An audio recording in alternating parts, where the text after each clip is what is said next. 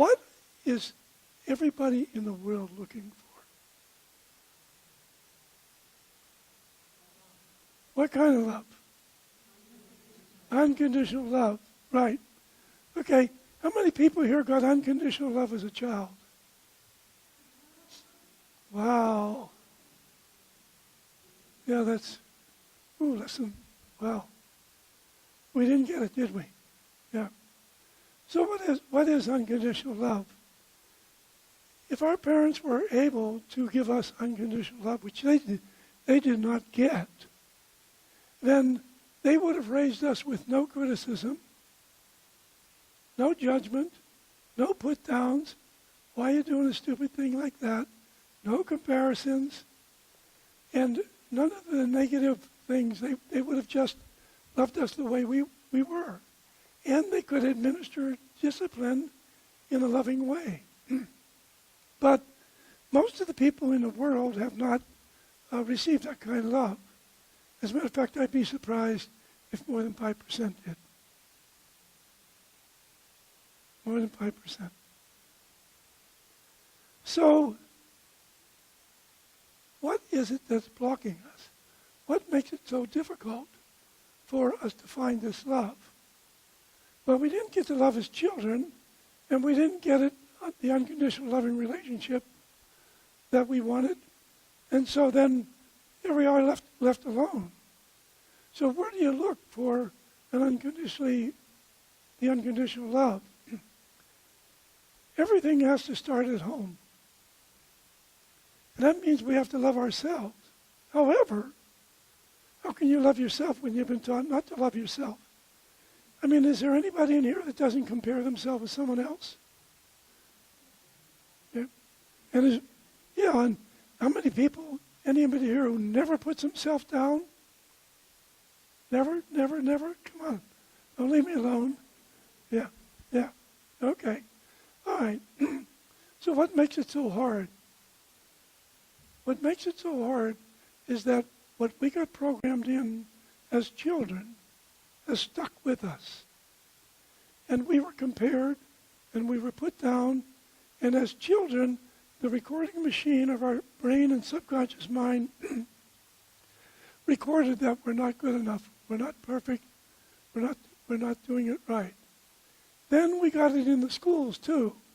The grading system compares you with others, and that's another put down that I don't think schools should use grades.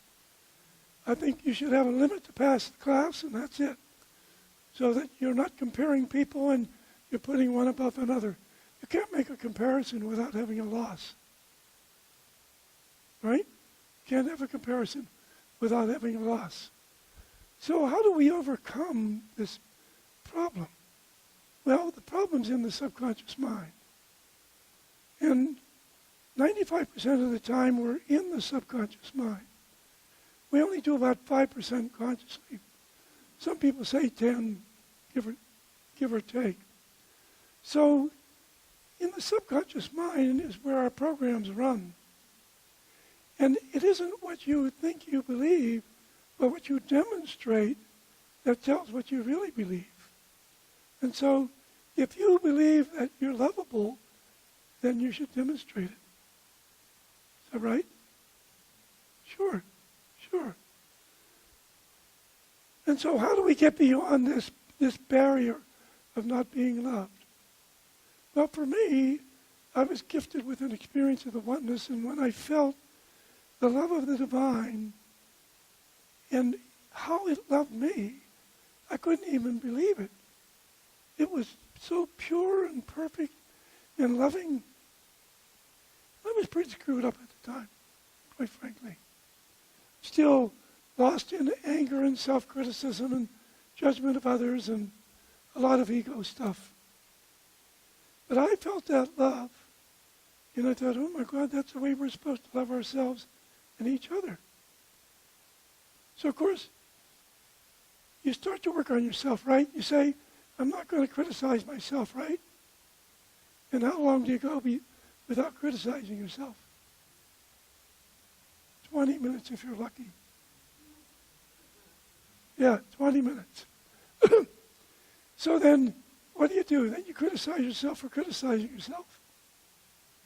So, how do you get over that? The way to get over it is to develop a personal relationship with the divine. And how do you do that with something that you've never seen, that you can't even define, and that is you've never experienced? You have to start courting the divine. You have to develop a personal relationship between yourself and the loving source. As you work on it at first, it's not that dramatic. But as you work on it and it gets deeper and deeper and deeper, then it becomes so special in your life that you know that you are unconditionally loved. We need to let go of all the stuff of the past, all the teachings, all the religious thing about judgment and so forth. God's incapable of judgment, period. God loves and that's it. And anybody who has experienced the presence can tell you that. God is just pure love. So, what do we do to develop a closer relationship? I wrote down a couple of things. Inspirational readings help a lot because they bring us into that higher consciousness. And when you do prayer work, do it from the heart. Try to make a connection. So if I'm going to do prayer work, I'm going to say, beautiful, loving source.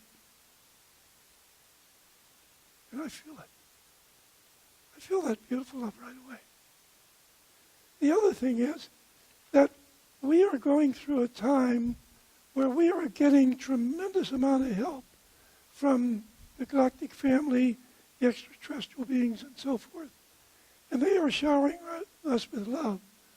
You can call on the angels, the archangels, the ascended masters, and all the higher beings. They can't help you if you don't ask for help. And if you ask for help, what I find is that, like when I do a blessing, at the end of it, I feel, in the prayer, I call in all the higher beings and the loving source. And I do the prayer for blessing the food, the earth, and all life everywhere. And then at the end of it, I feel this love from the higher beings. Wow, you just sit there almost in tears because it's so beautiful. This is who we're meant to be. We're divine beings first. We have let this human self overpower the divine and take the stage instead of letting the divine run our life. We were each created as an individual spark of the divine. And each person was created to be unique. So that you are a one of a kind in the whole universes and all the universes. And we need to change the way we look at ourselves. And instead of seeing ourselves as limited human beings, we need to start seeing ourselves as spiritual beings. For instance, right now the world's in a mess. Things are just boiling over, okay? Well, this is a time when we have to go into prayer for the entire world. For all the negative and all the positive, everything, everyone, everywhere. We need to learn to move out of the judgment because what we project on another is what we have not accepted in ourselves. Think about that one. What we judge in others is what we have not accepted in ourselves. And when are we going to learn to accept ourselves? Today is the day. Today is the day to say, I'm not going to live in the past because that's what you're doing. You're living in the past. When we let ourselves be, when we criticize ourselves and put ourselves down and follow that old example, we're just living in the past. It's time to get in the moment, time to get in the present, and it's time to let the other go. And you can do it. You can do it. If I could do it, you could do it. Okay? And I still can't believe I can stand up here and say I never judge myself. I don't. I wouldn't do that. Because if I judge me, I judge God, right? Right? Is that right? Yes. Yes. And how many people want to judge God? Well, quite a few have, haven't they? Quite a few have. So, I was thinking of what Jesus said. They asked him, what's the greatest commandment? And he says, love the Lord thy God with all thy heart and all thy soul. And the second is like unto it. Love your neighbor. What are the last two words? Say it again. One more time. Love yourself. Love yourself. So this is the prime teaching from Jesus himself. There was something from Ernest Holmes that I wanted to bring out too. And I wanted to see what kind of quotes Ernest Holmes had on love. And these are all from the Science of Mind. He says, above all else, have a consciousness of love. The heart is the center of divine love, and love is at the center of our being. The love of God is omnipresent, and love is God. If you were to put your hand out to focus on the heart chakra of a person, you have the ability. So who wants me to feel their God presence? Okay. All right. No, right there. I can get it from here. I can feel your God presence from here. It's already choked me up. I can feel that God presence all the way from there. Because that God presence is so powerful. And when you feel the God presence of a being, what are you going to say negative to them? Or if you look in the mirror at yourself and you feel your own God presence, wow, what are you going to say to it? What are you going to say to that sweet, beautiful essence that's looking out through the mirror at you? When we experience that presence either in ourselves or in others, it's just beautiful. It's beautiful. And every time I feel a person's God presence, I'm overwhelmed. I'm totally overwhelmed. And I can't feel the God presence without being overwhelmed. That's how beautiful everybody is. We should have never been compared. We should have never been put down. But we are the ones who have to change it. And we have to stop beating ourselves up. And we have to start loving ourselves the way we are. Here's the great downfall. Are you a divine being? Is a divine being perfect? Are you a human? Is a human perfect? See, this is the interesting paradox. The human is perfect in one way. The human is like a rose that you buy, and all it has is thorns, and you plant it, and it goes through its stages. And at what stage of the rose is it perfect? When it decomposes, when it's blooming, when it's getting its leaves, when it's going, it's every stage, right? So we are human beings. We're learning to spiritualize the physical. That's what it is. Our job is to spiritualize the physical, and we do it through our spiritual self. So we need to begin to see ourselves, yes, we are human beings, but we are first divine beings. We are sparks of God. We are part of God. We are inseparate from God. We are part of its beautiful love. And whenever we awaken to how much that loving source loves us, then you have found unconditional love. When you have the love of the divine in your heart, you are complete. You still live life, you still may have problems or challenges, but when you have that divine in your heart, you can go to it. You can go into the heart and just talk to it. Just talk to it. The divine is in everything, and it's everywhere. The beautiful love of Father, Mother, God is in everything. So here's another way that you can help, that can help develop a personal relationship. How many of you like to go in nature? Yeah. Why do you go in nature? You feel something in nature, don't you? Yes. And like at the current time, how many of you are impressed with the yellow gold trees? Yeah, they're beautiful, aren't they? When you look at those trees, you know what those trees are doing? That's God saying to each one of us, I love you. Beauty is God. Beauty in nature is God telling us it loves us. And when I see beauty like that, I look at it and I just say, I love you too, loving source. You have to make this a personal thing. God is an inside trip. Not out there. It's in here. You can do a lot of things to help develop your intimacy with God. You can do meditation. You can do prayer. Talk to God throughout the day. Because unconditional love is already your birthright. You don't have to earn it. It's something that you've been given. Now I have an interesting little story I want to tell you. A little boy wanted to meet God. He knew it was a long trip to where God lived.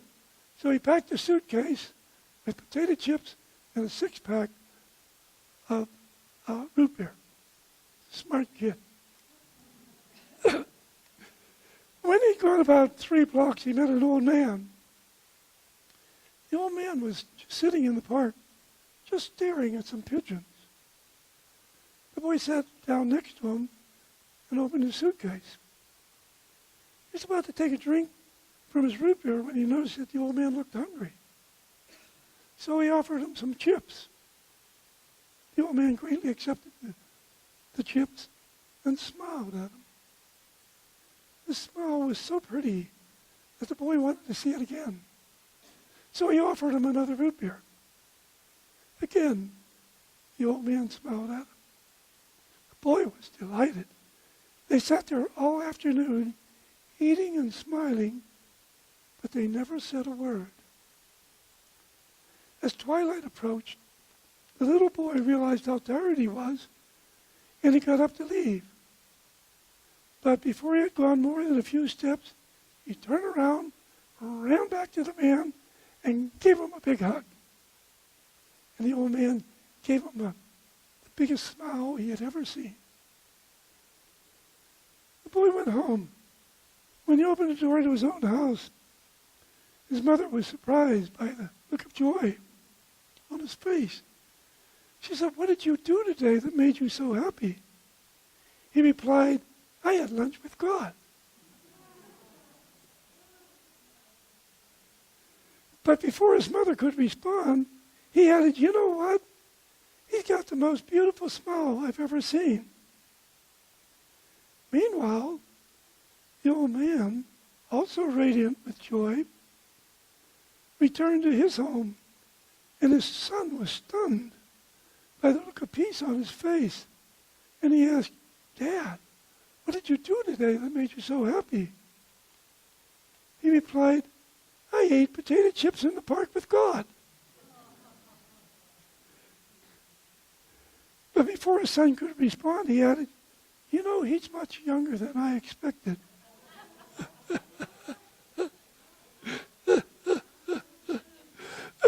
So there are a lot of things you can do to develop a personal relationship. But Jay's going to put my final thing up on how to have a closer relationship with a loving source. have lunch with God, bring the potato chips and the root beer. Have a beautiful week. Well, that's right. I always close with a prayer. And in a prayer, the first thing to do is recognize there's only God and you're one with God. And so the first thing to do is make a connection. So let's close our eyes if we like and go into our hearts. Talk to God in the most personal way you can. Beautiful, loving source.